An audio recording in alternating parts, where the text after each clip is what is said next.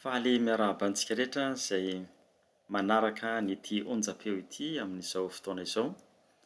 Fandaharana vaovao no atolotra manomboka androany.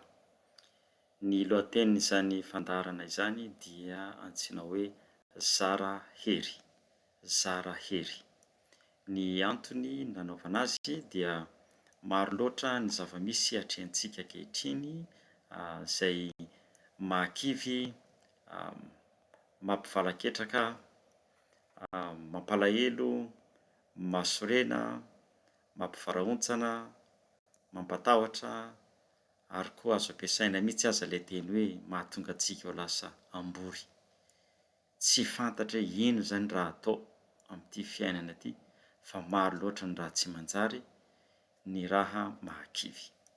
Ka manomboka izao izany dia ho atolotra antsika indray ny fandaharana vaovao antsoina hoe Zara hery. Ny manolotra, ny manomana sy manolotra ny fandaharana dia Dr Jean-Luc Ravelo Armisy ary misy andihany maro izany ity fandaharana izay atolotra antsika ity koa dia manasa antsika rehetra ary manantena antsika rehetra hanaraka hatramin'ny farany ary mirary ihany koa antsika rehetra ahita tombotsoa, fifaliana ary fahombiazana amin'ny fanarahana izany fandaharana Zara hery izany. Isaorantsika ihany koa ny teknisianina sy ny tompon'ny onjam-peo ny radio rehetra izay mampita ny fandaharana any amintsika. Ny fandaharana voalohany izany amin'ity fandaharana Zara hery ity dia omentsika ny lohateny hoe fahaiza-manao hiatrehana ny fiainana. Fahaiza-manao hiatrehana ny fiainana. Izay izany no lohateny voalohan'ny fandaharantsika. Ity fandaharana fahaiza-manao hiatrehana ny fiainana ity dia iompana indrindra izany amin'ny firesahana ireo hery izay ananantsika. Hery ao anatintsika izany. Izany hoe manan-kery isika, misy hery, misy fahaizana ao anatintsika ao fa tsara fantarina ireny fahaizana ireny na ilay hery izay ananantsika ireny ary ireny fahaizana sy hery ireny no manosika antsika ahita fahombiazana, ahomby, handresy ary tsy ho kivy eo amin'ny fiatrehana ny fiainana na inona izany zavatsarotra atrehantsika. Ity fandaharana Zara hery ity mantsy dia niainga amin'ny toko sy ny andininy izay hitantsika ao amin'ny soratra masina. Toko sy ny andininy izay hitantsika ao amin'ny soratra masina ao amin'ny bokin'ny Timoty faharoa toko voalohany, Timoty faharoa toko voalohany andininy fahafito. Timoty faharoa toko voalohany andininy fahafito. Izao izany voalaza ao ny apôstôly Paoly no manoratra azy niainga avy tamin'ny taridalana izay nomen'Andriamanitra azy. Timoty faharoa toko voalohany andininy fahafito. Fa tsy nomen'Andriamanitra fanahy osa isika fa fanahy mahery sy fitiavana ary fahaonona-tena. Tsy nomen'Andriamanitra fanahy osa isika fa fanahy mahery sy fitiavana ary fahaonona-tena. Eto moa izany mety hanontany nareo fa ahoana no toko sy andininy ao amin'ny baiboly no iangana ho fanorenana na ho fototry ny fandaharantsika. Tsotra dia tsotra ny antony fa ny tenako izany izay manolotra ny fandaharana dia kristianina ary mino an'Andriamanitra. Mino an'Andriamanitra, kristianina, mino an'Andriamanitra ary miresy lahatra ny amin'izany finoan'Andriamanitra izany fa ao amin'ilay finoana an'Andriamanitra sy ny fahatokisantsika an'Andriamanitra no ahazoantsika hery, ahazoana ny hery rehetra ahafahantsika miatrika ny zava-misy eo amin'ny fiainana sy manao amin'ny fahombiazana, mahita fahombiazana amin'ny zavatra izay ataontsika. Koa dia manasa anao koa aho raha ohatra ka kristianina ianao dia manasa anao aho mba hanamafy izany fahatokiana sy fianteherana amin'Andriamanitra izany.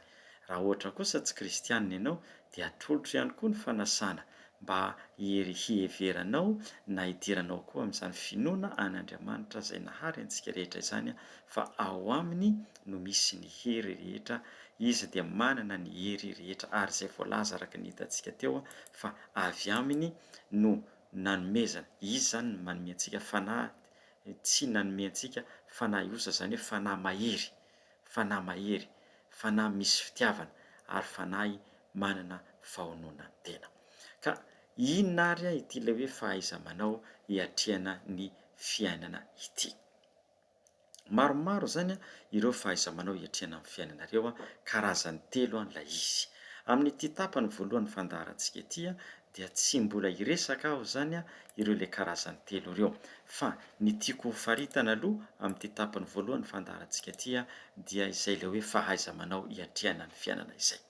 Zany hoe hainao ny manao azy eo amin'ny fiainanao ary voafehinao ny fanaovana azy eo amin'ny fiainana. Zany hain-tegna zany voafehy, hain-tegna zany tsisy fisalasalana mihitsy zany amin'ny fagnanaovana anazy fa atao zany le raha ary mahatoky tegna ary mahatoky eo zany mindrana an'le fiteny mahazatra hoe mahatoky zany atsika zany antsika mahatoky valera zany zaho amin'le raha ataoko satria manakory ma Andriamanitra zegny nanome antsika zegny le hery, ka le hery nomeny antsika io zany ahafahantsika magnano raha jiaby magnano raha jiaby lakao sitrapon'Andriamanitra zegny le raha ataontsika. Ka izay le fahaiza magnano zegny zay zany le raha koragnintsika amin'ity fandaharana ity.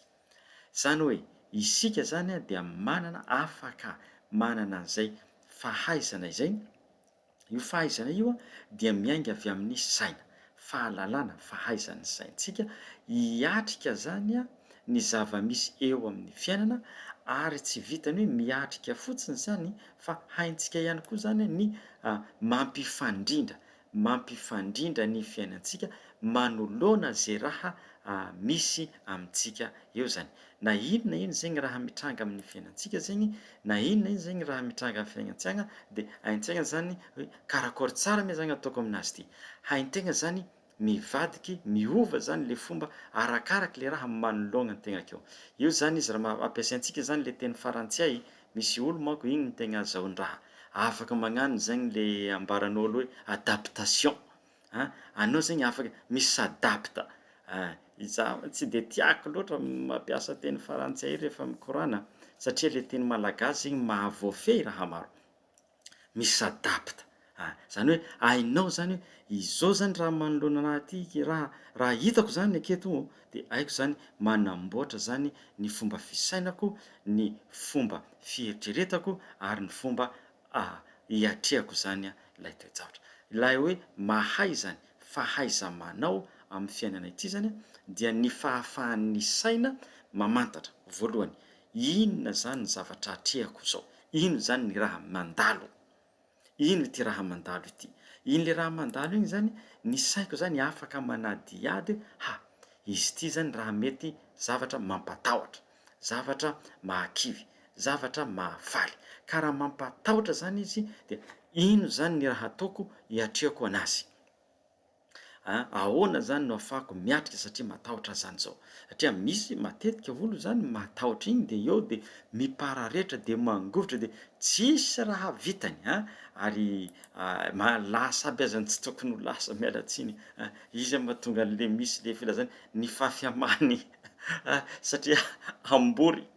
Ka matetika zany hoe misy raha zany manahirana be antsika iny dia avy de mipararehitra mivarahontsana. Ka le hoe fahaiza-manao amin'ny fiainana io zany miatrika ny fiainana, hainao zany hoe ity le zava-misy dia inona no ataoko zany hiatrehako aminazy mba hahitako fahombiazana, mba handroso ka tsy hanimba anahy sy tsy hanimba ny manodidina anazy zany lay fomba fiatrehako anazy. Eo koa zany ohatra hoe zavatra mahafaly, faly zany ravoravo, misy raha maharavo mahafaly be iny dia rehefa faly iny dia tsy mahavoafehy koa le fihetseham-po le olo, tsy voafehiny zany le fihetseham-pony dia lasa mivadika raha hafa ndraika koa iny. Dia misy olona faly loatra zegny izy dia lasa marary izy ary izy tsy efa nisy maro tadidintsika misy toe-javatra nitranga teo amin'ny fiainana amin'ny endrintsika na teo amin'ny firenena noho ny hafaliana dia misy olona tapaka lalan-drà dia maty izy. Ka ity le fahaiza-manao hiatrehana ny fiainana ity zany dia zava-dehibe mihitsy ny ahafantarantsika azy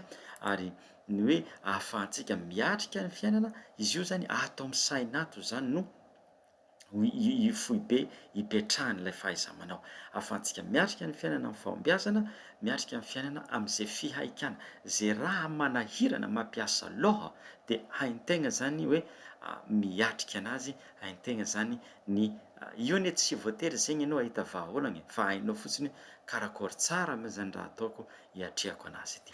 Manampy koa zany izy io amin'ny ahafahanao zany ho tony, ahitanao zany zay lalaka aleha, ary ahatonga koa ny mpiara-monina, ny mpiara-belona aminao zany ahita fifaliana hoe anao zany na ino zany raha mitranga amin'ny fiainana dia mahafinaritra foana zany miaraka aminao, dia anao koa zany mahatsapa hoe tiako fiainako zany zalahy tsara fiainana tsara miaina, satria manakôry hain-tegna zany miatrika ny raha jiaby zegny zay mitranga dia hain-tegna zany miatrika anazy. Ary zay zany le niaingantsika ao amin'ny boky ary ny teny soratra masina nambarako teo hoe fa tsy nomen'Andriamanitra fanahy osy asika fa fanahy mahery sy fitiavana ary fahononantena. Ino zegny ny raha azontsika tsoahina tamin'ity fandarana voalohany ity. Ny fandarana voalohany zany dia mametraka fa itsika tsirairay avy, izaho, ianao, dia nomen'Andriamanitra antsika hery, fanahy mahery. Nomen'Andriamanitra tsy fitiavana amin'ny raha ataontsika, ary nomen'Andriamanitra isika fahaizana mifehy tena. Io mbola hidirantsika lalindalina amin'ny fandarana manaraka, fa zay zany fandarana voalohany dia izao hoe Andriamanitra tsy nanome antsika fanahy ôsa, tsy fanahy malemy, tsy fanahy mavozo, tsy fanahy matahotro, fa tsy fanahy ambory, fa zao fanahy mahery, fanahy feno fitiavana ahafahantsika magnano raha, ary koa feno fahononantena, zany hoe mahay mifehy tegna zany isika amin'ny raha zay ataontsika. Hitahiantsika zany ny tompo ahafahantsika zany miatrika ny fiainana ao anatin'ny hery sy fitiavana ary fahononantena. Mankasitraka antsika rehetra amin'ny fanarahana ny fandarana hatramin'ny farany amin'ny manaraka indray. Misaotra tompoko lahy, mankasitraka tompoko vavy, samby tsara, ombany fitahin'Andriamanitra itsika mianakavy.